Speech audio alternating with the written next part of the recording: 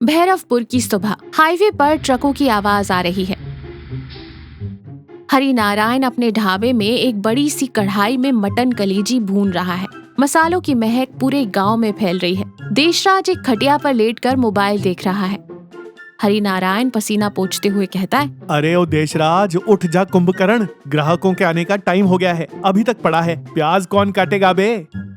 देशराज आलस में अंगड़ाइयां लेते हुए कहता है, चाचा, इतनी सुबह सुबह मटन खाने कौन सी फौज आ रही है? और ये प्याज काटने से मेरी आंखों में आंसू आते हैं, मेरी नाजुक भावनाओं को ठेस पहुंचती है। हरिनारायण हंसते हुए कहता है, तेरी नाजुक भावनाएं? अरे बेवकूफ, जिस दिन मेरी इस मटन कलेजी का राज दुनिया को पता चल जाएगा ना, उस दिन तेरे जैसे 10 देशराज यहाँ काम करेंगे। चल उठ। तभी एक बड़ी सी लाल कार ढाबे के पास आकर रुकती है। फूलचंद अपने भारी भरकम शरीर के साथ बाहर आता है।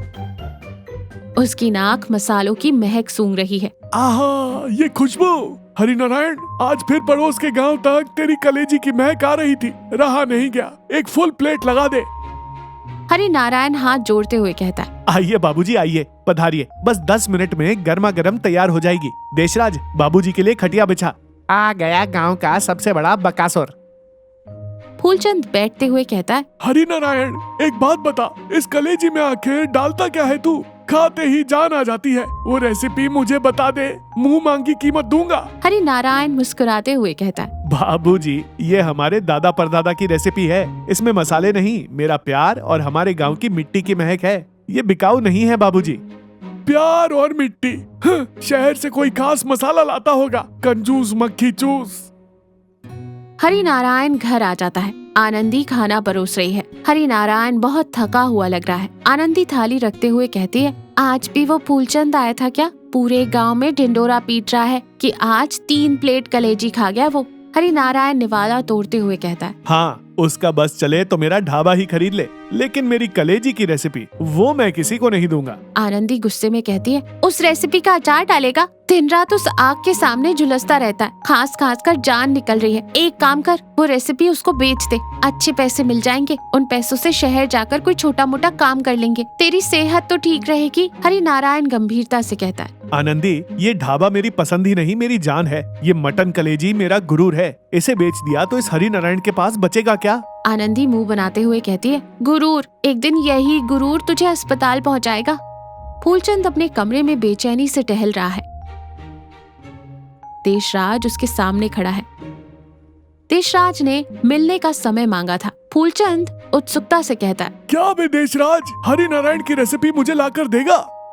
देशराज इधर उधर देखते हुए कहता है, जी बाबूजी, लेकिन बहुत रिस्क है। चाचा मुझे जिंदा नहीं छोड़ेगा। आप अगर मुझे शहर में एक छोटी सी मोबाइल की दुकान खुलवा दें तो मैं कोशिश कर सकता हूँ। मंजूर, तू बस मुझे वो मसालों का डिब्बा या वो राज कल तक लाकर दे। देशराज ढाबे में बहुत फुर्ती से काम कर रहा है। हरिनारायण हैरान है। क्या बात है भाई, आज सूरज कहाँ से निकला है? देशराज प्याज काट रहा है, वो भी बिना रोए। कुछ नहीं चाचा, तुम्हारी बातें मेरे दिल को लग गईं। आज से मैंने भी मन लगाकर काम करने का फैसला किया है। वैसे चाचा, तुम आखिर में जो चुटकी भर वो काला मसाला डालते हो, वो क्या चीज है? हरिनारायण हैरानी से देशराज को देखता है, फिर हंसते हुए कहता है, वो तो इस ढाबे की जान है रे, वो मैं अपने गल्ले में बहुत संभाल कर रखता हूँ।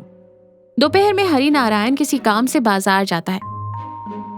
देशराज को मौका मिल जाता है। वो हरिनारायण के गल्ले के पास जाता है। वहाँ एक पुराना जंग लगा छोटा सा डिब्बा रखा है। देशराज उसे अपनी जेब में रख लेता है। शाम का समय, देशराज वो डिब्बा फूलचंद को देता है। फूलचंद खुशी से फूला नहीं समाता। वो कहता है, शाबाश देशराज, आज रात मैं खुद कलेजी बनाऊंगा। अगर स्वाद हरिनारायण के ढाबे जैसा हुआ तो कल ही तेरी मोबाइल की दुकान की ओपनिंग। दूसरे दिन सुबह का समय, हरिनारायण उदास बैठा है। देशराज चुपचाप है। ढाबे में आज कोई ग्राहक नहीं है। तभी फूलचंद गुस्से से भन्नाता हुआ आता है और चिल्लाते हुए कहता है, हरिनारायण, ये क्या नौटंकी है? हरिनारायण हैरानी से कहता है, क्या हुआ बाबूजी? फूलचंद डिब्बे को फेंकते हुए कहता है, ये कैसा मसाला है बे? कल रात मैंने खुद कलेजी बनाई, सबसे बढ़िया मटन लाया, सबसे महंगे मसाले डाले, आखिर में इस डब्बे का पाउडर डाला, पूरी कलेजी का स्वाद गोबर जैसा हो गया और सुबह मेरे पेट में गुड़गुड़ हो रही है। देशराज डर के मारे एक कोने में दुबक जाता है। हरि नारायण डिब्बा उठाकर देखता है और जोर जोर से हंसने लगता है। अरे बाबूजी, ये कोई मसाला नहीं है, ये मेरे दादाजी का आजमाया हुआ आयुर्वेदिक चूर्ण है। सुबह पेट साफ रहे इसलिए मैं रोज एक चुटकी फाँक लेता हूँ। फूलचंद अपना पेट पकड़ लेता है। देशराज सिर झुका लेता है। आनंदी तभी टिफिन लेकर आती है। अरे बाप रे, ये क्या हो गया? बाबूजी, आपको कलेजी खानी थी या पेट साफ करना था? हरि नारायण, तूने मुझे धोखा दिया। हरि नारायण गंभीर होकर कहता है। मैंने धोखा नहीं दिया बाबूजी, धोखा आपने और मेरे सगे भतीजे ने दिया है। फिर देशराज की तरफ देखते हुए कहता है। मुझे पता था कि कल देशराज ने डिब्बा चुराया है। मैंने जानबूझकर वो चूर्ण का डिब्बा वहाँ रखा था। तो फिर असली रेसिपी क्या है? हरि नारायण फूलचंद के पास जाकर कहता है।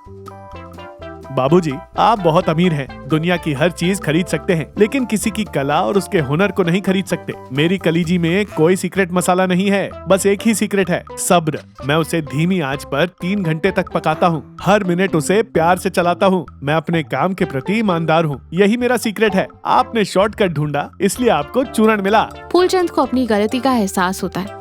वो सिर झुका लेता है। मुझे माफ कर दे हरि नारायण, मैंने तेरे हुनर का अपमान किया। अब से मैं तेरे ढाबे पर ही कलेजी खाऊंगा, वो भी आराम से बैठकर। देशराज रोते हुए हरि नारायण के पैरों में गिर पड़ता है। मुझे माफ कर दो चाचा, मैं लालच में आ गया था। अब से मैं कभी कोई शॉर्टकट नहीं ढूंढूंगा, मेहनत से काम करूंगा। हरि नारायण देशराज को उठाते हुए कहता है। कोई बात नहीं पगले, देर से ही सही अकल तो आई। आनंदी मुस्कुराते हुए कहती है। चलो, बहुत ड्रामा हो गया। हरि नारायण, जल्दी से बाबूजी को एक प्लेट कलेजी दो, सुबह से पेट खाली हो गया है इनका, भूख लगी होगी। सब लोग जोर से हंस पड़ते हैं। हरि नारायण कढ़ाई के पास जाता है और फिर से हवा में वो लाजवाब खुशबू फैल जाती है। तो देखा, मेहनत और लगन का कोई शॉर्टकट नहीं होता। कोई भी काम प्यार और ईमानदारी से किया जाए तभी उसमें असली स्वाद और सफलता मिलती है। धोखे और शॉर्टकट से कुछ हासिल नहीं होता, आखिर में सिर्फ पछतावा ही हाथ लगता है।